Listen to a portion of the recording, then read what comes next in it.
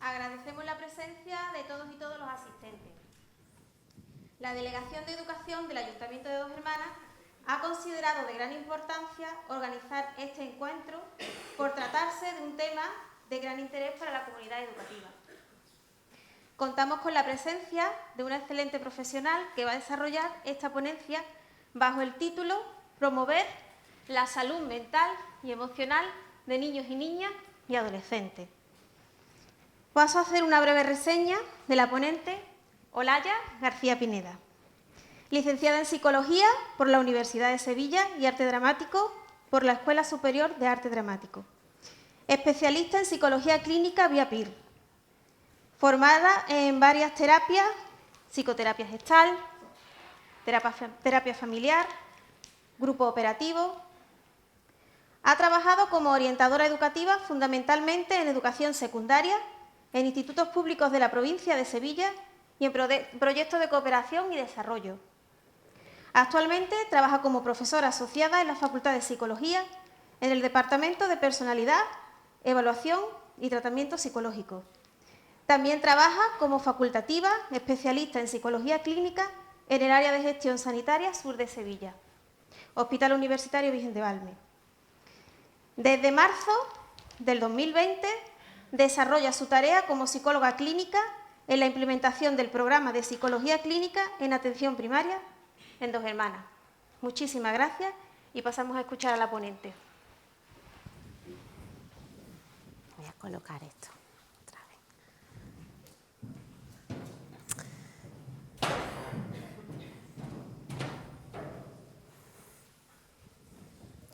Bueno, pues muy buenas tardes.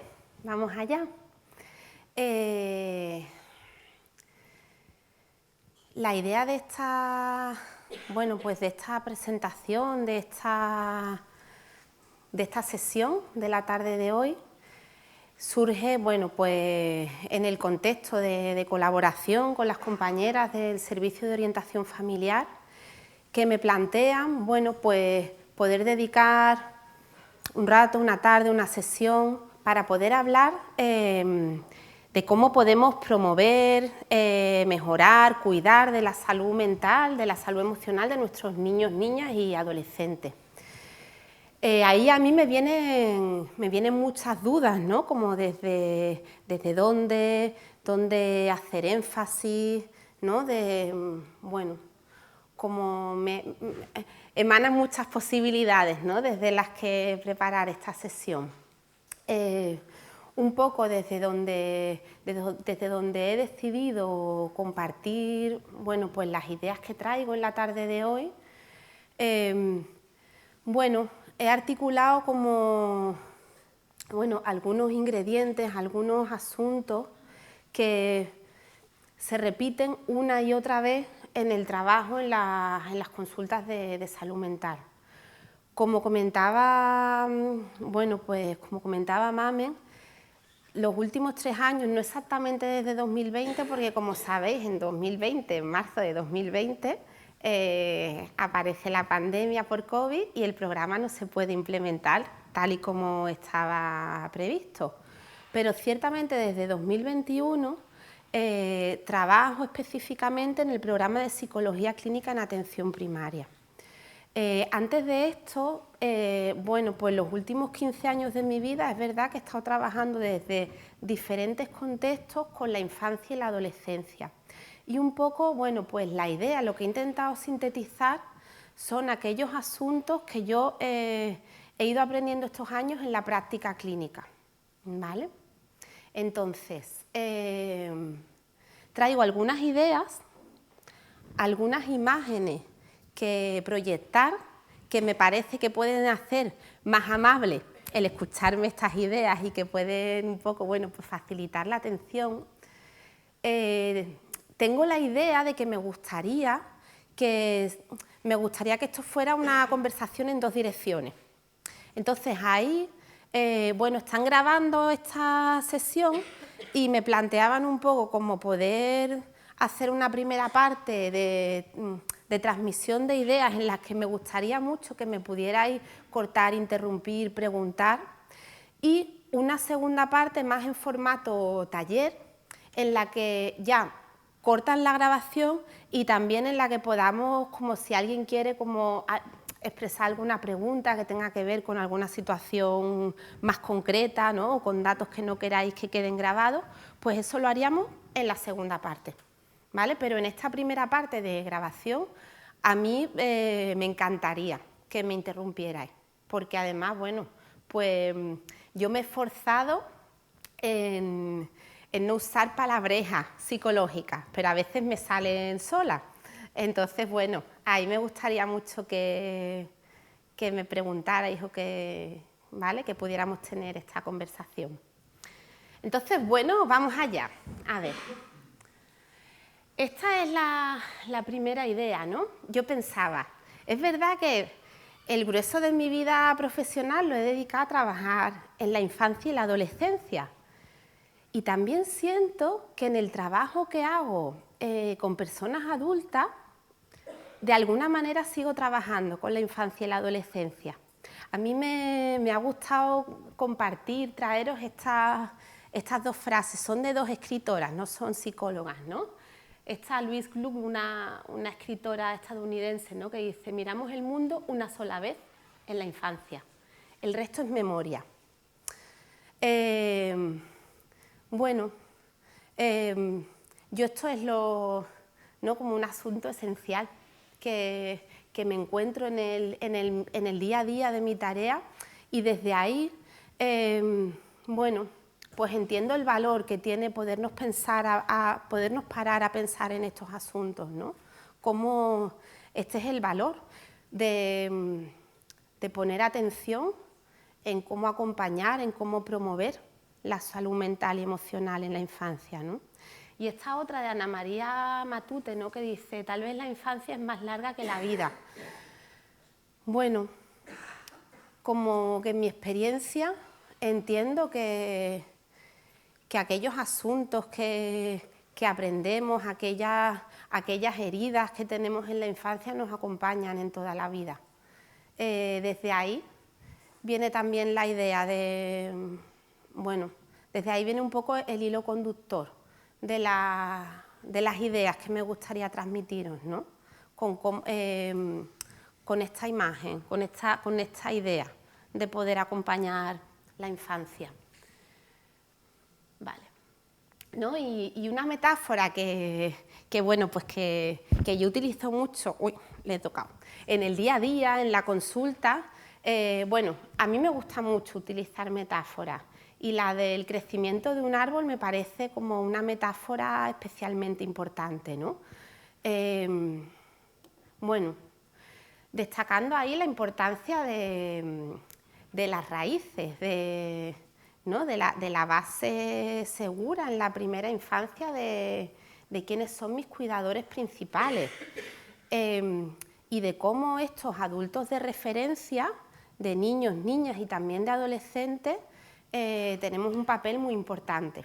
Yo sé un poco, ¿no? Cuando hablan de comunidad educativa, imagino que aquí estáis, además de alguna compañera, algún compañero de los centros de salud, pues hay familias de niños, niñas, adolescentes. Sé que también hay educadores, profesorado, maestros, maestras. Y bueno, y también entiendo que si un martes por la tarde os venís aquí es porque estáis como bastante concienciados, concienciadas con este asunto. Y a mí me da mucha alegría. Por un lado me daba temor cuando me dijeron: mira, es que hemos cambiado esto de sitio porque vamos a ir a la Sala de la Almona porque estamos, ¿no? Como ahí tenemos más solicitudes de personas que cabemos. Por otro lado me da mucha alegría ver, bueno, pues constatar la cantidad de personas de esta comunidad educativa que tenemos interés en estos asuntos. Claro, y ahí para mí esta sería como una idea muy importante, ¿no? El asunto de cuidarnos para cuidar. Hay una educadora que a mí me gusta mucho que se llama María Soto, ¿no? Y decía, ser personas de las que nuestros hijos, nuestro alumnado, de las que quieran aprender. Esto no significa que yo no pueda estar enfadada, triste, ansiosa, que yo no tenga problemas en la vida. Esto no significa que tenga una salud mental perfecta.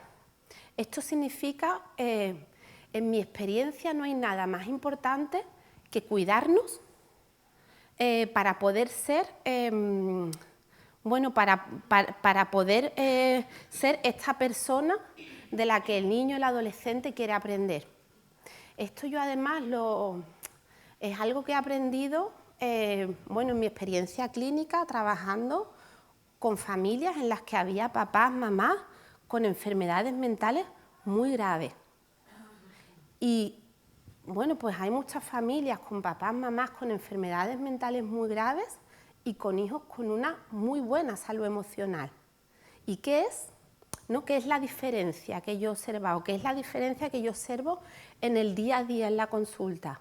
Para mí, si tuviera que decir el ingrediente principal, tiene que ver con esta atención que puede poner en un momento determinado una mamá, un papá, un profesorado, en cuidarse. ¿Me explico?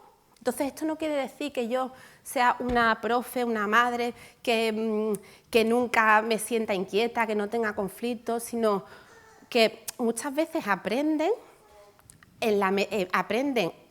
a regular sus emociones en la medida en que ven que los adultos estamos cuidando de nuestras propias emociones de una manera u otra.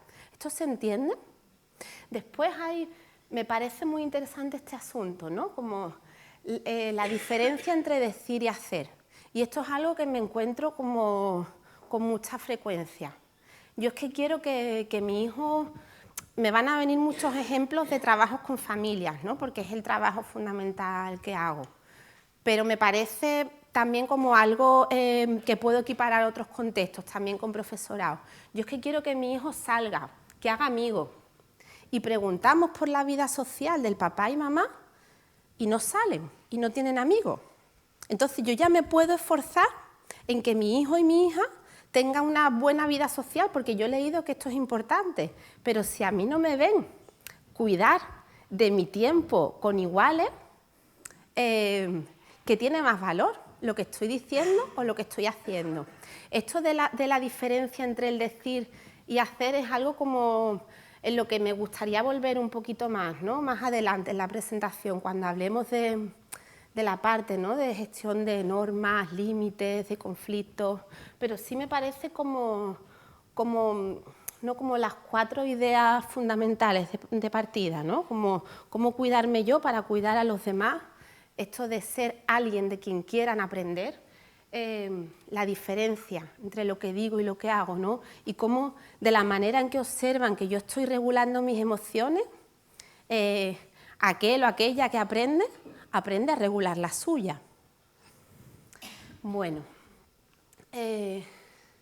claro, y aquí, ¿no? En esta metáfora del árbol, es tan evidente que a veces, bueno, pues yo creo que se nos olvida. Y esto es algo, ¿no? Aquí hay 2 compañeras pediatras con las que trabajo mucho en el día a día y esto es algo que hemos hablado en muchas ocasiones, ¿no? A lo largo del día, el cerebro de un niño, de una niña, se cansa y es normal, habitual, que haya como, bueno, y el de los adultos y también. Entonces, es habitual que a lo largo del día haya, al final del día, haya más conflictos, haya situaciones de más irritabilidad. En la medida en que podemos mantener unos horarios y unas rutinas de descanso, de sueño, de alimentación, esto es fundamental para promover la salud mental de nuestros niños. Es que es tan importante porque, por ejemplo, en el caso de TDAH, es verdad que hay muchos niños, niñas inquietos que tienen dificultades para dormir por la noche. Y también es verdad que cuando a veces esto lo trabajamos con las familias y empiezan a acostar 10 minutitos antes cada día al niño o a la niña, muchas veces mejora mucha inquietud, mucha irritabilidad, porque es que el alimento del cerebro de un niño, de un adolescente, es dormir. Y el sueño Y la alimentación es como, no sé, yo a veces pongo como ejemplo, ¿no?, de que un niño se pone malo, le das antibióticos y no le das comida ni agua. No se nos ocurriría, ¿no? Pues es que el primer tratamiento, el primer ingrediente tiene que ver con asuntos tan básicos como pues esto, ¿no?, como el sueño. Ir al instituto y que hayan desayunado, que hayan comido algo. Y esto es complicado. Ya sabemos, ¿no?, porque bueno, pues en los últimos 15, 20 años hay una explosión de investigación. Ya sabemos que aquellos niños, niñas, adolescentes que van a clase en ayunas sin haber comido más, de media, obtienen peores resultados, son más inatentos. Entonces hay un asunto, ¿no?, que es como la base, y esto depende también de los momentos evolutivos. Y no todos los horarios que tenemos montados en nuestra sociedad son respetuosos para los momentos evolutivos de los niños. Entonces, muchos niños se tienen que quedar en aula matinal y se tienen que quedar en comedor, se tienen que quedar en extraescolares. Cuando llegan al instituto, entrar a las 8 de la mañana no es un horario que vaya con los ritmos de la adolescencia, y lo tenemos así montado y lo tenemos también que saber. Y es importante, ¿no?, como al menos mientras no lo cambiemos, pues poder nombrarlo y saber que tenemos este ingrediente en juego. Claro, la actividad física. Y yo, claro, en el tema de las pantallas yo decía, bueno, es que me puedo pasar toda la tarde hablando de las pantallas. Claro. Pero sí, dos ideas. A ver, nuestro cerebro humano está preparado para la luz y el sonido. Cuando nacemos, que todavía no tenemos suficiente agudeza visual, la luz y el sonido es lo primero que detectamos. Y cuando nos vamos haciendo más mayores, una necesidad psicológica básica, quizá la más básica, tiene que ver con el amor y la pertenencia. En niños más pequeños, esta explosión de luz, sonido, movimiento de las pantallas realmente es una droga. Cuando somos más mayores, todo el asunto de las redes sociales, de los likes, es una droga que actúa sobre un circuito un poco más,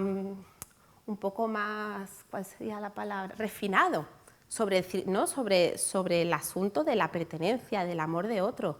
Igualmente,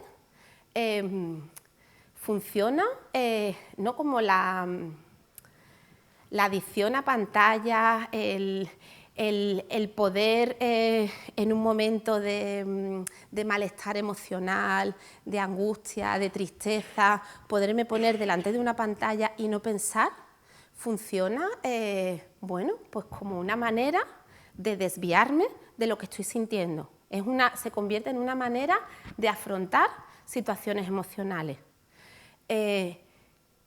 Imaginaos estos niños, yo lo pienso mucho y realmente es un tema que me preocupa, estos niños que comen y cenan delante de una pantalla, estos niños que cuando tienen un poquito de inquietud, lo que hacemos es ponerle una pantalla para que se queden tranquilos, y se quedan tranquilos. ¿Y por qué se quedan tranquilos? Porque nuestro cerebro está preparado para reaccionar a esa cantidad de estimulación.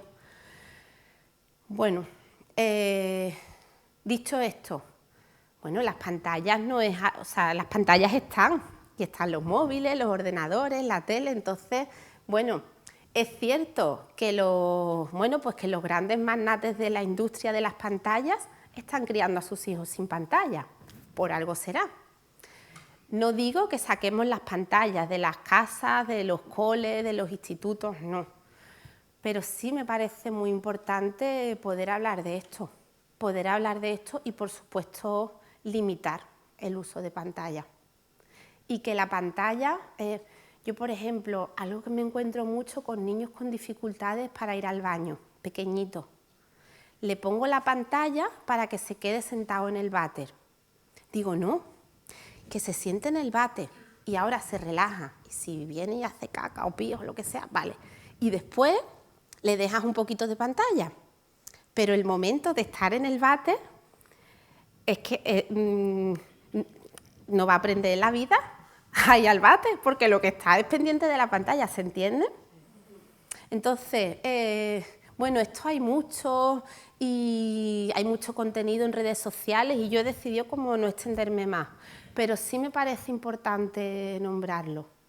Y esto que es como tan sencillo, ¿no? Que yo decía, cuando hablaba con Pilar por teléfono preparando un poco la sesión, decía, es que hay cosas tan sencillas que yo no sé, porque claro, dicen, te llamamos como especialista en salud mental, digo, bueno, pues es que al final, muchas veces en la consulta, esto es lo primero. Ahora iremos viendo otras ideas como más complejas, ¿no? Cómo trabajar la autoestima, que parece como algo muy grande. Bueno, es que la tierra de cultivo para la autoestima tiene que ver con esto. Es que si yo no he dormido mis horas y no he tenido una alimentación, bueno, pues más o menos adecuada, y me paso el día pegado a una pantalla, es que ahí es difícil trabajar la autoestima. ¿Sí? ¿Cómo vamos? ¿Sí? Venga. Vale. Algo más que decir de momentos evolutivos, porque claro, esto es muy importante adaptarlo a la evolución de niños y niñas. Algunos asuntos que sabemos en general, ¿no? Como que claro, pasa el tiempo y podemos dejarles decidir más sobre algunas cosas. A veces cambia la manera en que... Esto es un temazo, ¿no? Y esto me lo han enseñado los niños y me lo han enseñado también los niños que viven en las personas mayores que atiendo, ¿no? Como quizá el niño, el adolescente, tiene una manera en que le gustaría recibir el amor, el reconocimiento, la pertenencia de su papá, de su mamá, de su profe, de su maestra, y los adultos tenemos otra manera, ¿sí? Entonces, a veces, y sobre todo con el paso del tiempo, pueden cambiar las preferencias de cómo yo, como niño o adolescente, quiero recibir el cariño. Y esto puede ser muy doloroso, porque claro, al final, la realidad es según cómo lo mire, cómo lo interprete. Entonces, yo puedo estar haciendo algo, ¿no? Como desde poniendo en marcha una estrategia educativa, una idea educativa, una idea de acompañarte en tus emociones desde un lugar muy cariñoso, pero no sirve absolutamente de nada si la otra persona lo está recibiendo desde un lugar agresivo y de rechazo. ¿Se entiende esto? Entonces, de ahí, otra cosa que me pasa mucho es familias, bueno, mucho no, porque cada vez tenemos menos hijos, pero bueno, familias con más de un hijo que me dicen, pues si es que con el primero a mí esto me funcionó estupendamente. Claro, es que cada persona necesitamos cosas diferentes. Entonces, a los hijos no se les cría a todos igual, ni al alumnado lo podemos educar a todo el alumnado por igual, ¿no? Veo a mis compañeras pediatras, no todos los pacientes son iguales, no todos necesitan las mismas citas, que le dediques el mismo tiempo, porque somos diversos. Entonces, bueno, pues claro, pues con el paso del tiempo normalmente esto suele pasar, ¿no? Que cambia la manera en que yo quiero recibir el cariño, el tiempo que necesito, ¿no? La manera de compartir. Yo os quería preguntar, de aquí, ¿quién viene como madre o padre? ¿Quién viene como en la parte de familia? ¡Guau! ¡Guau! ¿Y de profesorado? ¿Y de los dos? Vale. Bueno, qué bueno. Bueno, y ahora miramos un poquito para arriba, ¿no? Como hemos hablado de estas raíces, ¿no? Y cómo seguiría, poder seguir como escalando un poco en este crecimiento. Y aquí viene como... Bueno, decía que no iba a hablar más de las pantallas, pero sí, ¿no? Y ahora viene otra vez como el asunto de cómo expresar el cariño, ¿no? Son como palabras, ¿no? Presencia. disponibilidad, escucha, respeto, ¿no? Son palabras un poco, bueno, son esenciales, pero que se pueden quedar muy en lo etéreo. Presencia, el otro día también, a mí me gusta mucho escuchar como a otros profesionales, ¿no? de la educación, de la psicología, de la salud mental, y cada vez hay más personas hablando del asunto de limitar como adultos, ¿no? En esta idea que os hablaba, ¿no? De poderme cuidar para cuidar a los demás, limitar mi propio uso y acceso a pantalla. Ahí hay algunos asuntos como, sobre todo para quien vengáis como madres y como padres, ¿no? El asunto de poner el móvil en modo avión en ciertos momentos, silenciar las notificaciones, ¿no? Como que hay una idea de que soy yo quien controla el dispositivo, no el dispositivo y un WhatsApp que entra en cualquier momento el que controla mi vida. Esto es fundamental. Esto es fundamental. Si esto no lo hago, yo ya le puedo limitar al niño la pantalla durante años de 3 a 4, que está viendo a una mamá, a una abuela, bueno, como enganchado al teléfono. Claro, y esto tiene que ver con la escucha, porque la escucha tendría que ver con estar presente y que cuando yo me siento a hablar contigo, yo estoy con mis 5 sentidos y no tengo un móvil que me puede sonar una notificación de Facebook que sea cualquier tontería, pero que yo me voy a girar. ¿Se entiende? Y esto además, cuando va pasando el tiempo, es algo que cambia. En los niños, cuanto más pequeñitos, los momentos de cuidado son más importantes. Entonces, muchas veces estos momentos de escucha, de presencia, de disponibilidad, están ligados al cuidado, ¿no? Hay como una idea esta, ¿no? de las familias jugando en el parque y pasándoselo, pero después hay muchas familias que con un niño de 4, 5, 6 años a veces te aburres cuando llevas un rato jugando, es difícil estar presente, ¿o no? Y hay como, es que estaba con mi hijo y llevaba ya 40 minutos jugando no, como que muchas veces escucho unas expectativas de poder tener una escucha plena y creo que esto conviene aterrizarlo, porque a veces estos momentos de presencia pueden tener que ver con preparar algo juntos, con acompañarle en hacer las tareas, con acompañarle en tareas de su día a día, con acompañarle y enseñarle a atarse los cordones o guardar las cosas en el armario. ¿Me explico? ¿No? Como que a veces tenemos un ideal, ¿no? Y en esto de las pantallas, esto lo comentábamos tú y yo, Pilar, también, ¿no? Sentarnos a ver la tele juntos. No, pues si va a haber pantalla, vamos a sentarnos a ver algo juntos que nos guste a los dos, ¿no? Este es otro temazo, ¿no? Como el de actividades agradables compartidas. Súper importante para las familias y también para el profesorado, poder tener momentos agradables compartidos. Cuando son pequeñitos, en mi experiencia muchas veces van muy vinculados al cuidado. Y con el tiempo, en la adolescencia, muchas veces van vinculados a cuando ellas se quieren acercar. Entonces, pues yo qué sé, mi experiencia del instituto, pues los intercambios de clases, que de repente yo me quedaba sin tiempo ni para ir al baño o llegaba tarde a la clase siguiente, de repente es que te pillo en un momento o te pillo en un momento que estoy recogiendo y ahí, ¡pum!, te suelto a lo mejor un bombazo de un problema grave que les había pasado en sus vidas. El otro día también escuchaba a un médico psicoterapeuta que decía, y claro, y viene tu hija, tú vas conduciendo para la clase de vóley y de repente empieza a contarte, pues estoy pensando dejar de estudiar.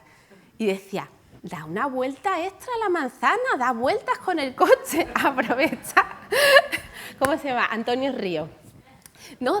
Da otra vuelta, que es como, a veces cuando pasa el tiempo, cuando los niños y las niñas se van haciendo mayores, a veces son momentos en los que aparece la oportunidad y o la aprovechamos o la hemos perdido.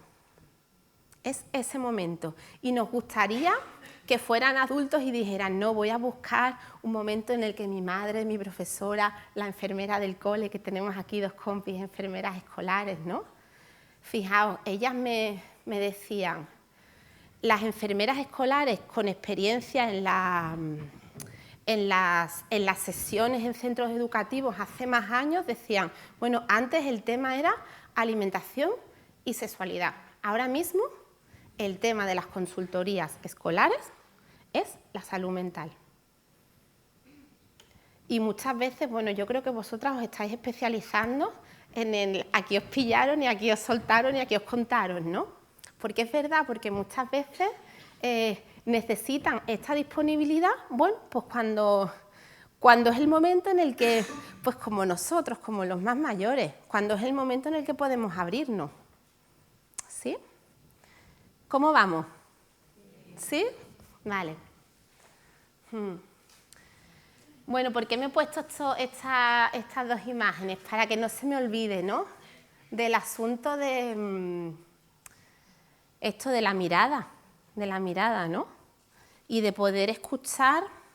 Esto es muy difícil, porque cuando estamos en el lugar de educar, tenemos una responsabilidad que va más allá de lo afectivo, ¿no? Y muchas veces, bueno, pues hay como mucha exigencia, ¿no? Para mí la exigencia sería la palabra clave. Y un poquito la propuesta sería integrar esta exigencia con esto que yo le llamo, ¿no?, como escuchar desde el corazón.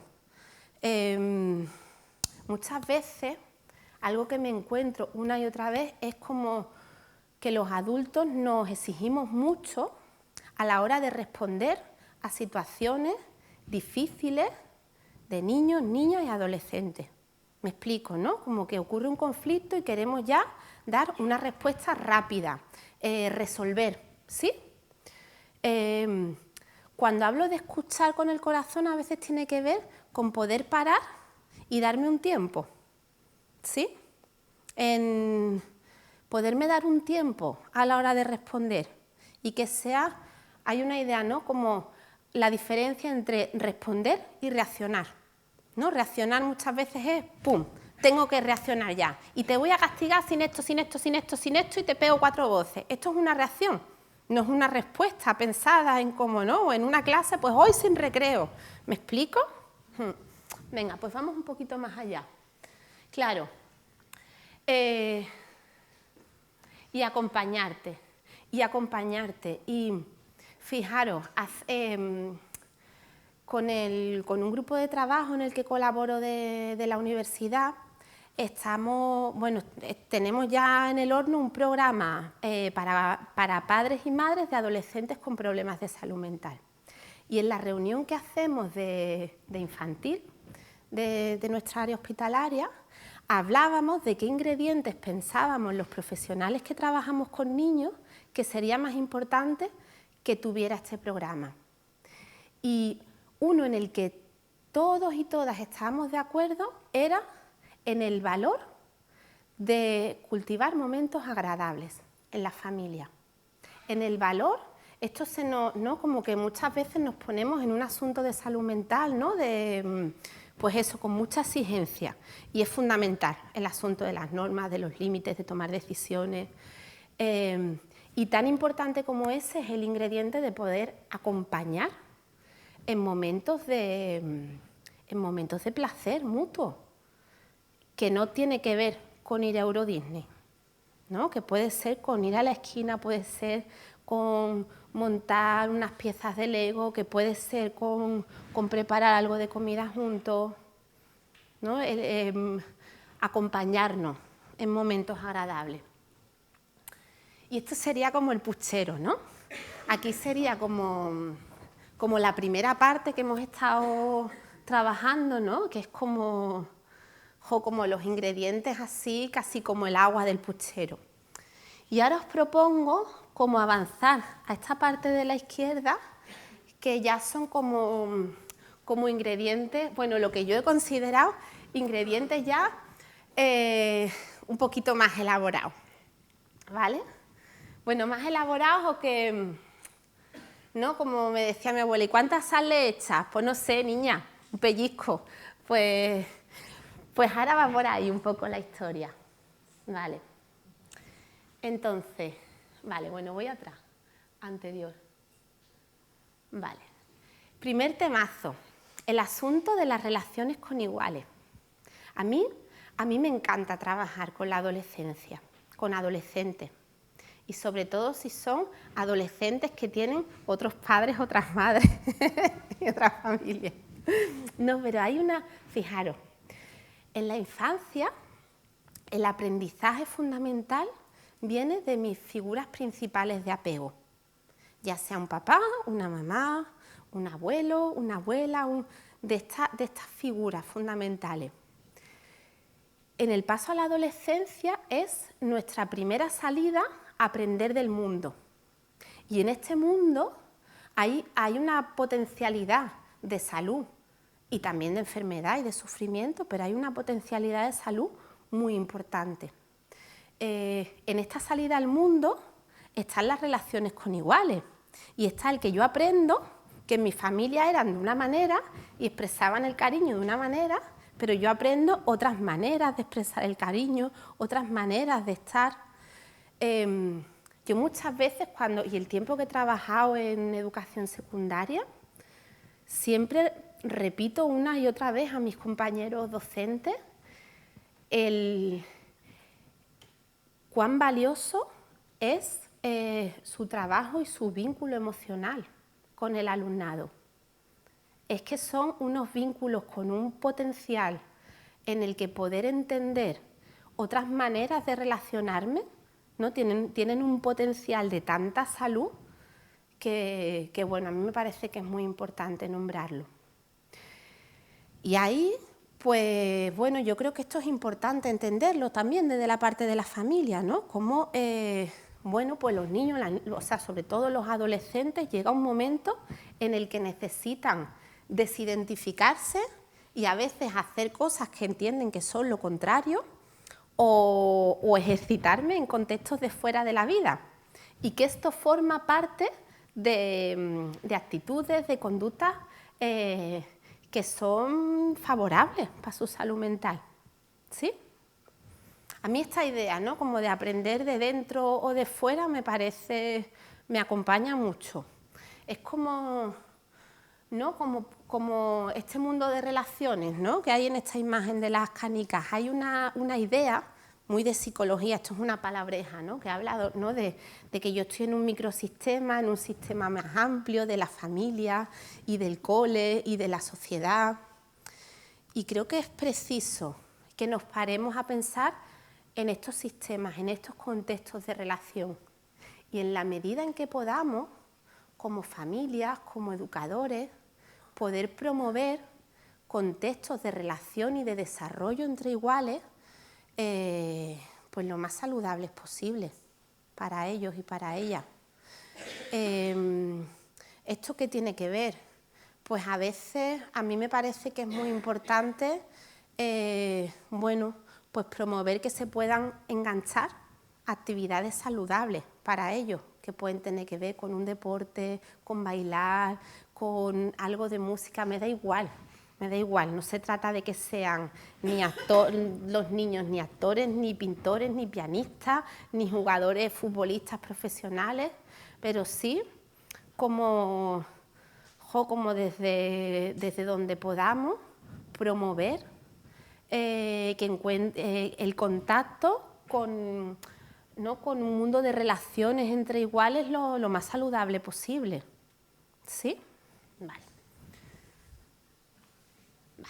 Y ahora el temazo, ¿no? Fijaros, ya he ido sin más, ¿no?, el asunto de la autoestima y de la autonomía. ¿Por qué pensáis que lo pongo junto? ¿Pensáis que tiene relación? Totalmente. Es que una de las compis de enfermería escolar, ¿no? Muchas veces pensamos que la autoestima, que el quererme a mí mismo, es como algo que, sobre todo los mayores, ¿no?, que va a tener que ver como con un libro de autoayuda, con algo que yo soy capaz de hacer los días que hace más sol o los días que perdí unos kilitos de más, no sé, digo tonterías, ¿no? Pero es verdad que la autoestima muchas veces la entendemos como algo abstracto y es verdad que hay una parte que tiene que ver con algo abstracto porque tiene que ver en cómo yo me hablo a mí mismo. Pero cómo yo me hablo a mí mismo, sobre todo en la infancia y la adolescencia, tiene que ver con lo que yo puedo hacer. Entonces, pongo estas imágenes además adrede, para que no se me olviden, porque nuevamente en lo concreto, en hacer la cama, poner la mesa, preparar la mochila, ducharme, recoger mi ropa, a mí no se me ocurren mejores maneras de promover la autoestima de niños y niñas. En la medida en que yo soy capaz de cuidar de mí, de mi cuerpo, ¿no? De mis acciones fundamentales, yo me siento con una autoestima. Es que saber atarse los cordones es muy importante a cierta edad. Entonces, que estamos hablando de autoestima, ¿no? Yendo como más allá. Tengo un móvil, pero no soy capaz de moverme de no sé cuánto, no sé qué. Pues habrá que aprenderlo y que trabajarlo, ¿sí? Tiene que ver con lo que yo siento que puedo hacer. Y esta idea me parece fundamental. Y esto en la adolescencia pues se vuelve complicado. Se vuelve complicado y tiene que ver, ¿no? con el siguiente temazo que me gustaría comentar brevemente a continuación, que tiene que ver con las normas y límites. Vale, ¿hasta aquí alguna pregunta, alguna cuestión, alguna reflexión? Yo tengo una reflexión. ¿Se puede definir la autoestima? ¿Se puede definir la autoestima? Sí se puede definir. Se puede definir de muchas maneras y creo que la manera de definirla, más que como un estado que se consigue, es no como algo que se construye y que se construye de manera continua. No sé si ahí lo... Sí, y en base a que somos diferentes, somos diversos, como bien has dicho, no significa también que hay diversas Claro, formas de autoestima. claro, A veces podemos encasillar la autoestima tanto claro, que no todo el mundo llega a ese claro. espectro, ¿no? Yo esto lo trabajo mucho en mi trabajo del día a día, tanto con familias, porque yo cuando trabajo con infancia y adolescencia me resulta muy difícil trabajar obviando a su familia. Me parece que trabajar con un niño, una niña, que después van a, ¿no? Como una pequeña sesión y encima en las condiciones que estamos en salud mental, que no tenemos el tiempo que nos gustaría, y que después esa familia que le acompaña no tenga ni idea de lo que hemos trabajado en la sesión, a mí me parece ya como desde este requisito. Ya después podemos entrar en asuntos no de terapia de familia como más hondos, pero esto como para empezar. Claro, la autoestima se construye en relación y tiene que ver con las relaciones, con estos espejos en los que yo me miro y con los valores. Entonces, muchas veces no es qué ocurre como tal, sino cómo yo estoy interpretando la realidad, cómo yo me estoy tratando a mí mismo, cómo me estoy hablando a mí misma y cuáles son mis valores, ¿no? Un compañero que decía, a mi madre le daba igual que sacábamos buenas o malas notas, lo que nos decía era que fuéramos buenas personas, honestos y honrados, ¿no? Y era como el valor fundamental que constituía la autoestima de esta familia. Ya después, cuando nos vamos haciendo mayores, todavía más diversos, ¿no? Bueno, pues este sería como, bueno, como el último temazo así que me he planteado, que podía ser buena idea, que tratáramos, ¿no? Y pongo la balanza entre el apoyo y la frustración en esta metáfora que hacía del puchero, ¿no? Que decía, sal cuanta un puñado, porque muchas veces es difícil decidir las normas, los límites, ¿no? Como hasta dónde te apoyo y hasta dónde te digo hasta aquí. Y bueno, he puesto esta balanza entre corazón y cerebro. Esto yo creo que a algunas personas les resonará más y otras menos, pero a mí me parece importante porque a veces tenemos una idea de cómo nos gustaría educar, pero es que después cuando veo al niño adolescente sufrir, no hay algo como que me pone difícil ser firme en esto que he planteado. Vale, a mí esto de la regla de los 3 o 4 pasos me gusta mucho y me da una pista importante. Y tiene que ver con situaciones de conflicto, ¿no? ¿Cómo sería? Sería, primero, describir. Y describir es muy difícil. Yo llego y la habitación de mi hijo está totalmente desordenada, con ropa por el suelo, la cama sin hacer, con restos de comida, con ropa limpia, con sucia, o yo veo y abro un cuaderno y veo que están la mitad de las tareas sin hacer, con una letra ilegible, y yo puedo decir, aquí hay tareas que faltan, esta letra me cuesta entenderla. Eso es describir, abrir y decir, esto es un desastre, esto es algo de un niño de 10 años menos, esto ya es una interpretación. ¿Me explico? Abrir el cuaderno y decir que es un desastre, o abrir la puerta de la habitación y decir esto es una pocilga, no ayuda a resolver el conflicto. Aunque yo puedo sentir que es una pocilga, ¿no? ¿Qué pasa por ahí? ¿Alguien le ha pasado alguna vez? A nadie. ¿No? Entonces, como observar y describir.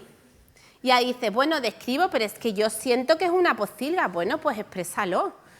Mira, cuando yo abro y veo la habitación con la ropa por el suelo, mezclada ropa sucia con limpia, con el esfuerzo de tener tu ropa preparada, yo siento que no se está teniendo en cuenta mi esfuerzo, mi trabajo, ¿me explico? O me siento cansada y cuando veo la habitación con este desorden a mí me genera mucho malestar y me siento inquieta, lo vivo como lo quieras expresar, ¿no? Pero ya sería como el segundo paso. Yo necesitaría más orden. Sí. Te hago una pregunta y un inciso, Laia.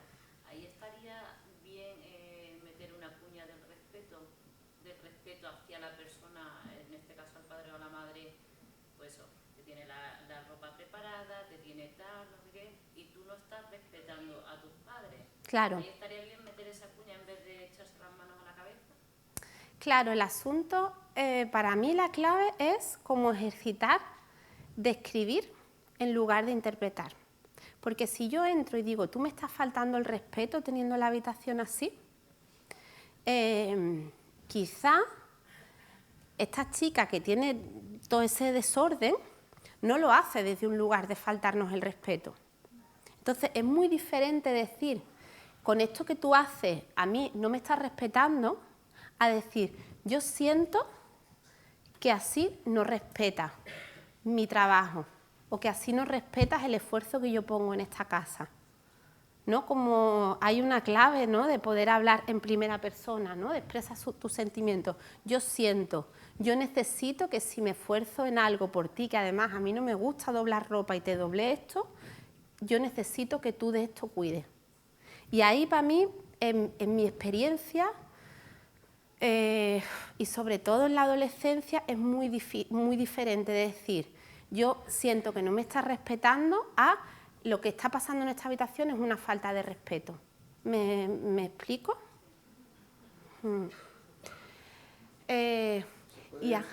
Sí. Que cuando nos dirigimos a nosotros no estamos creando una culpabilidad, sino una responsabilidad sobre algo. Sí. Pero cuando le decimos tú, estamos acusando, estamos creando una responsabilidad. No hay un lugar para negociar. Claro, además, si tú me dices, es que con esto que me acabas de decir no me respetas, yo ahí me quedo como sin posibilidad de actuación. Claro, y aquí por eso digo 3 o 4 pasos, porque son 3 pero para llegar al 4, que es, bueno, mi propuesta, ¿no? Acordar soluciones, normas, límites. Si yo te digo, cuando yo entro y veo esta habitación con la ropa sucia y limpia mezclada, siento que mi trabajo ordenando la ropa no está siendo respetado. Ahí te puedo decir, ¿tú qué piensas? Y a lo mejor mi hijo o mi hija me puede decir, pues es que a mí tener la ropa así es la manera en que yo me siento cómodo. Y a lo mejor puedo indagar que su intención no es hacerme faltar el respeto, ¿sí? Ahí es muy importante escuchar. Es que es muy importante. Yo lo sé. Mira, yo hay veces que llevo 10 minutos de una sesión de familia y yo tengo ya una hipótesis de trabajo. Son muchos años y yo ya lo veo. Pero yo, en 10 minutos de sesión, no puedo intervenir. Hasta que la familia no se siente escuchada, yo no puedo empezar a trabajar con ellos. Así son las relaciones. Mientras mi hijo, mi hija, mi alumno no se sienta escuchado, es muy difícil poder empezar a trabajar, ¿no? Entonces yo digo, yo vengo ya con la exigencia de hacerlo rápido, ¿no? De que esta habitación se recoja, cumpla las normas, pero me estoy saltando, estoy dando un triple salto mortal si me salto el paso de escucharle, ¿sí? Tengo una amiga pedagoga que me dice siempre, es que hacer las cosas bien no es difícil, es muy cansado. Y a mí me ilumina esa afirmación. Ahora, lo primero es reconocer el esfuerzo y el cansancio que muchas veces supone poner la energía en la tarea de las familias, del profesorado. Eso es lo primero. Después hay un asunto de cuando ciertos conflictos se repiten. Muchas veces el sentido del humor es el ingrediente estrella para, claro, el sentido del humor, ¿qué es lo que nos hace? Nos da una nueva manera de interpretar la realidad, ¿no? Nos abre el abanico de posibilidades, ¿no? Y en la medida en que yo me puedo reír de lo que está pasando, facilito el adoptar diferentes perspectivas. Y después hay un asunto que también es un poquito trabajoso y que es la gran diferencia entre las normas, los límites y los castigos. Y ahí, por eso digo, 3 o 4 pasos, porque la regla es de 3 pasos. La regla es de yo describo, expreso cómo me siento y lo que necesito y escucho lo que siente y necesita la otra persona. Pero ahora llega, esto sería como la parte necesaria para después llegar a ciertos acuerdos acerca de normas y de límites. Muchas veces cuando un conflicto se repite es que estas normas y límites no están claros. Y esto es muy importante porque muchas veces en una norma hay una consecuencia si yo no cumplo la norma y esta consecuencia no es un castigo. ¿Cuál sería la diferencia entre la consecuencia y el castigo? Claro, yo utilizo un ejemplo, lo utilizo un montón. Si yo no voy a comprar comida, mi frigorífico ¿cómo estará? Vacío, ¿no? ¿Eso significa que a mí me ha castigado el supermercado? No, ¿verdad? ¿No? O si yo voy y excedo el límite de velocidad y me pillan, me van a poner una multa. Esto no es un castigo. Esto es la consecuencia de transgredir una norma. O la consecuencia, bueno, no de una norma, pero que si yo no voy a comprar comida no la voy a tener.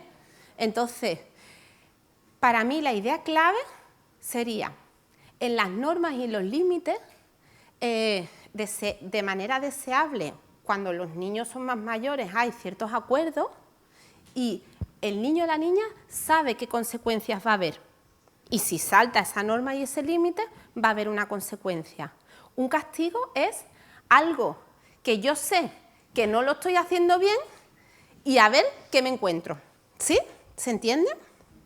Entonces, ahí esto nuevamente es trabajoso, pero mi invitación es, no digo, acordar soluciones, normas, límites. Bueno, ¿qué podemos hacer? ¿A qué acuerdo vamos a llegar acerca de tu habitación? ¿Qué va a pasar si lo cumples y qué va a pasar si no lo cumples? Porque a lo mejor yo, como mamá, en mi ejemplo concreto, ¿no?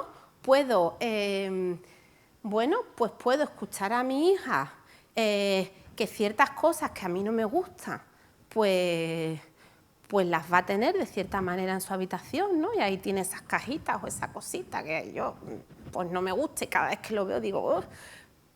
Pero llegamos a un acuerdo que esto es importante para ella, pero que esta parte de la ropa va a estar ordenada, ¿se entiende? Esto pasa también con el tema de tiene que estudiar y quiere salir, pero yo no le dejo salir porque va a estudiar, pero al final se queda y ni sale ni estudia, ¿sí? Entonces, ¿ahí cuál sería cómo poder llegar a un acuerdo? Bueno, pues vas a poder salir hasta tal hora y vas a aprovechar estas horas por la mañana y estas horas por la tarde, y si tú no las aprovechas, no vas a poder salir estas horas. ¿Se entiende? Entonces ahí, esto es difícil, porque esto es pararnos a responder en lugar de reaccionar. Y requiere, bueno, pues muchas veces requiere tiempo y atención y escucharnos, ¿no? Entonces ahí, por ejemplo, en el asunto de la habitación, bueno, como podernos sentar y llegar a acuerdo. Esto muchas veces, ¿por qué nos cuesta tanto trabajo? Porque es un aprendizaje que nosotros mismos como adultos muchas veces no tenemos claro en nuestra vida.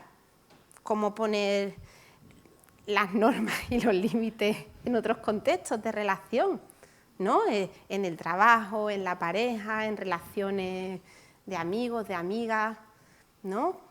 Entonces, bueno, pues es un aprendizaje. Y yo creo que este aprendizaje es uno de estos que a las personas que estamos en contextos, ¿no? de educación, ¿no? A la comunidad educativa, ¿no?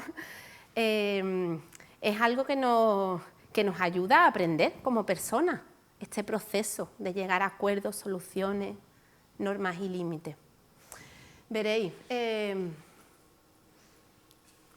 yo me gustaron estas imágenes, ¿no? Sobre todo la del 6 y la del 9, ¿no? Esto es tal cual,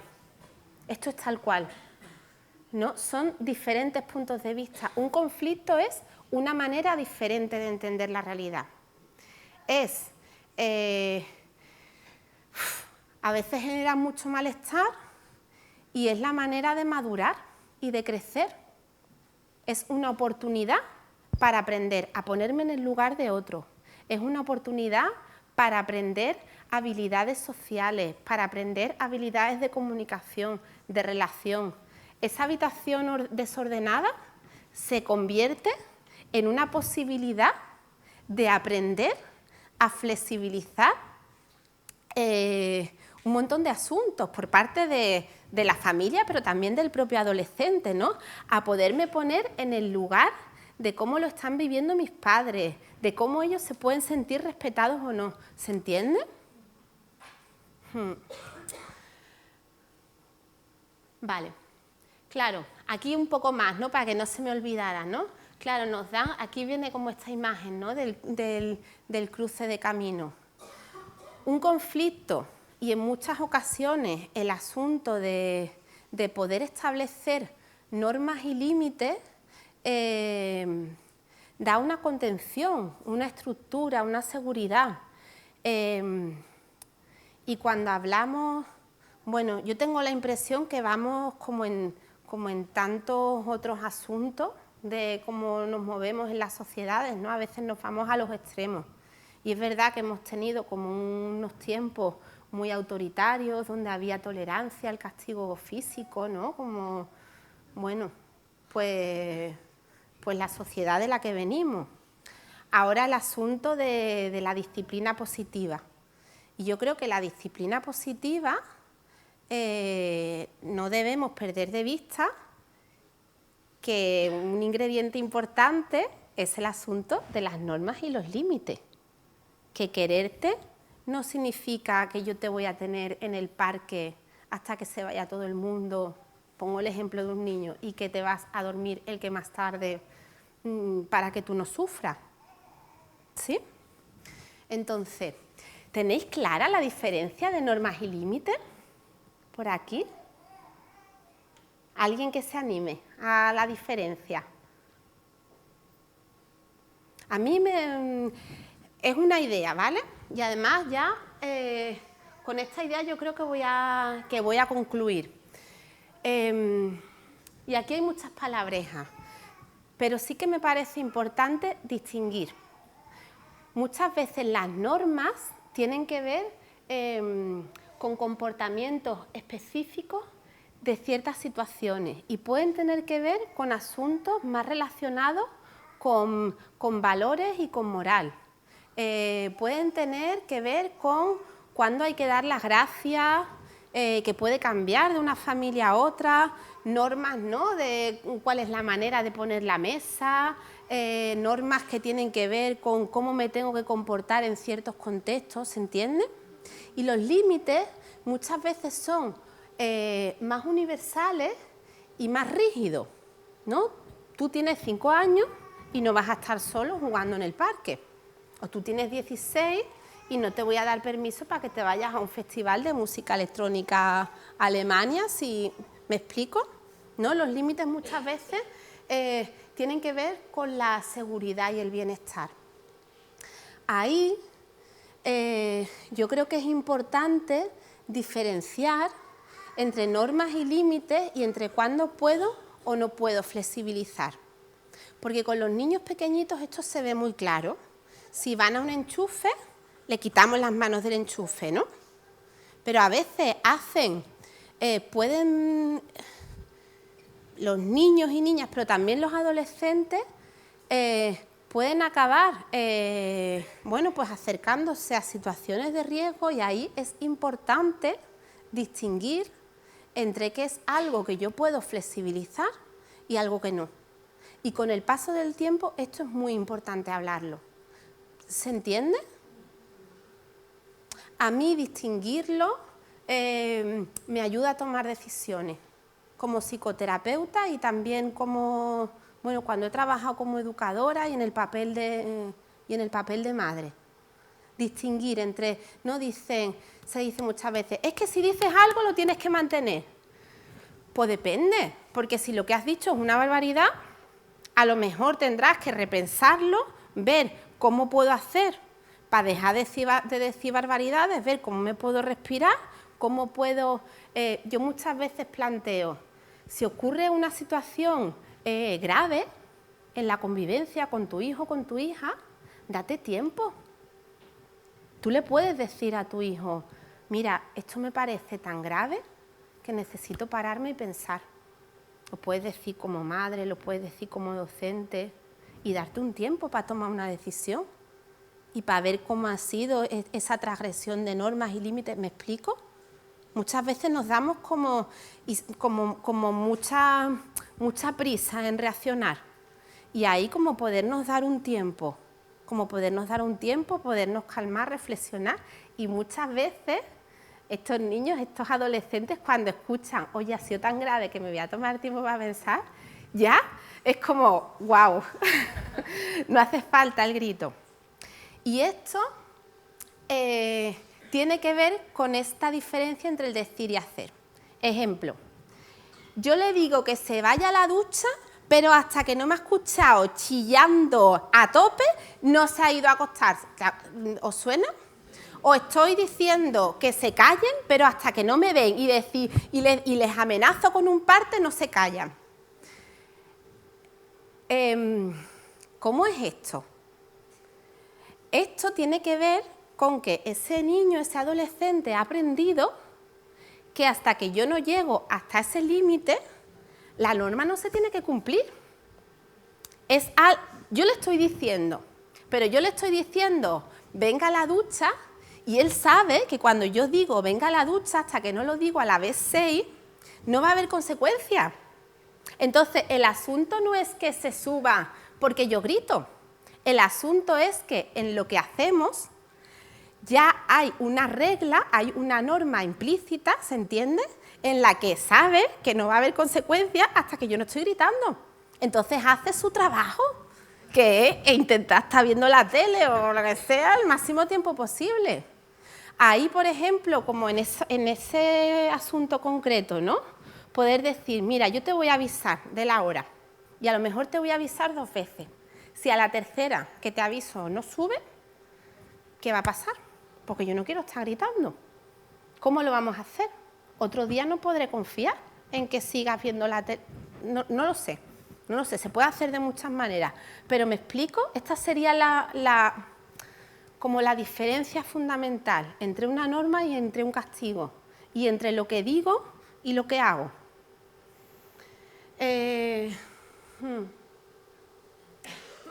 Claro, esto es un poco lo que explicaba, ¿no? Pero sí que, claro, veréis, aquí pongo muchas palabras, ¿no? La palabra, a mí me parece que es importante la flexibilidad, me parece, en mi experiencia, es importante poder hablar en este proceso, poderles hacer partícipe.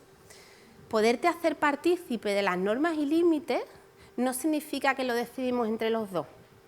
Significa que si yo soy la responsable, la capitana del barco, yo te escucho y tomo la decisión teniendo en cuenta lo que he escuchado. ¿Se entiende? Y ahí puedo flexibilizar, porque puede haber una norma y yo, pues en este día de fiesta, de familia, de lo que sea, la puedo flexibilizar, o este día que te lo estás pasando tan bien, nos podemos ir un poquito más tarde del parque, o te puedo dejar que vuelvas un poquito más tarde a casa, ¿sí? Claro. Y por supuesto adecuarlas a la edad y al desarrollo. Hay cosas, no va a salir de un niño el quererse volver del parque tranquilo a casa, no va a salir. Y si sale, a mí me preocupa. ¿Qué está pasando? ¿Qué está pasando a veces? Que hay niños, y esto lo trabajamos mucho con adultos, ¿no? ¿Qué pasa en este niño que ha entendido en esta familia, este niño, que no, estos niños, decía una maestra con la que trabajaba, ay, a mí los que me preocupan son los niños que lloran por dentro, los niños que no se quejan, ¿no? Como que ha aprendido este niño que parece que lo que ha aprendido es que no tiene que dar ruido. Es que su trabajo muchas veces es, bueno, pues si yo me lo estoy pasando bien, no me quiero ir. Para mí hay 2 ingredientes muy importantes que tienen que ver con la amabilidad y la firmeza. Y desde ahí yo explicaría la consistencia, ¿no? Tiene que ver también con la seguridad, con esta idea, ¿no?, que decíamos, ser personas de las que quieran aprender. Si yo voy en un barco y veo a la capitana, al capitán, muerto de miedo, cuando empieza a haber olas, ¿yo qué pienso? Esto se va a pique. Si yo voy a subir una montaña y el guía de esta montaña empieza a temblar y a resbalarse, ¿seguiríais subiendo la montaña? Entonces, muchas veces es importante este proceso de reflexión y seguridad. Desde este punto de vista, para mí es muy importante el asunto de la consistencia. No es tanto como si dices una barbaridad en un momento de cabreo, ya lo tienes que mantener, que esto se dice mucho. No, no. Se trata de poder hacer una reflexión de cuáles son, qué es lo importante, en lo que yo quiero educar, en lo que quiero acompañar, cómo entiendo de lo que yo escucho de mi hijo o de mi hija, que puede ser lo que le puede ayudar en su salud emocional. Y desde ahí poderlo, ¿no?, como poder tomar una decisión y mantenerla. Mantenerla desde la seguridad que yo he pensado en lo que puede ser mejor para ti. ¿Sí? Y fijaros, ¿no? Esto lo ponía por si no salía, pero ya ha salido, ¿no? Como la idea de... Para mí esta tarea tiene mucho que ver con la artesanía, ¿no? Con esto que hablabas, ¿no? De yo se lo digo, sí, y se lo vuelvo a decir, y se lo vuelvo a decir, y le vuelvo a escuchar, y ahora se ha despistado, y vuelvo, ¿no? Muchas veces, hay familias con las que trabajo que que ponen en marcha cambios importantes y empiezan a escuchar, empiezan a flexibilizar y llegan y a veces se sienten como muy satisfechos y dicen, pero es que sigue pasando, claro, es que esto es un trabajo de artesanía y a mí esto me parece muy importante, la gratificación que recibimos como madres, padres, educadores, no siempre es inmediata. Y bueno, esta idea, ¿no?, de entrenarles para la vida, esto va como sobre todo para la familia, ¿no? El amor, fundamentalmente como mamás, como papás, es el amor más incondicional por excelencia, ¿no? Tenemos esa función afectiva insustituible. De ahí esto de, no, es que tus hijos, ¿cómo van a ser tus amigos? Amigos tendrán, pero madre o padre o... Bueno, digo madre o padre o porque, bueno, en mi experiencia en la consulta, quien hace de cuidador principal cada vez más son a veces madre, padre o.